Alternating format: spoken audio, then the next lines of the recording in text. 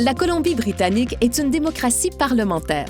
Cela signifie que nous élisons les personnes qui nous représentent à l'Assemblée législative provinciale à Victoria.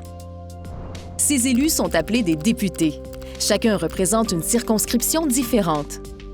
Mais que font-ils exactement? Leur travail consiste à adopter les lois, approuver le budget et surveiller les actions du gouvernement. Les députés sont souvent membres d'un parti politique. Chaque parti est formé de personnes ayant des opinions politiques similaires qui travaillent de concert pour atteindre leurs objectifs. D'accord. Mais comment choisissons-nous nos députés? Penchons-nous sur le processus électoral.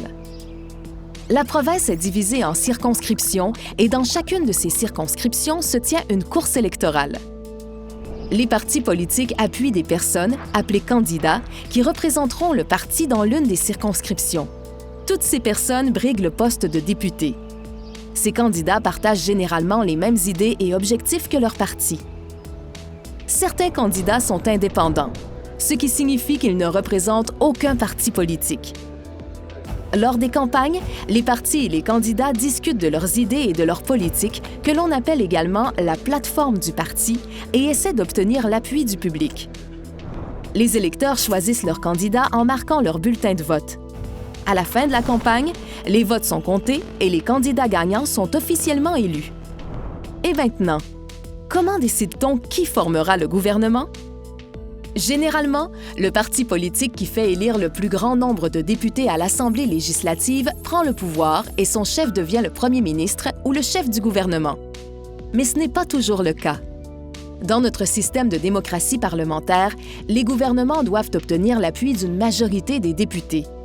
Lorsqu'un parti politique remporte plus de la moitié de tous les sièges à l'Assemblée, il forme un gouvernement majoritaire.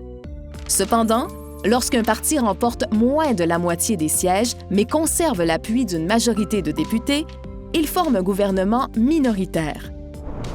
Parmi les autres partis à l'Assemblée, celui qui compte le plus grand nombre de sièges, excluant le parti au pouvoir, forme l'opposition officielle. Maintenant, vous devriez avoir une bonne idée de la façon dont fonctionne la démocratie parlementaire en Colombie-Britannique. Mais il faut surtout se rappeler que tout commence avec vous, les électeurs. Chaque vote compte et chaque circonscription est importante dans la composition de notre futur gouvernement. C'est pourquoi il est si important de participer au processus électoral.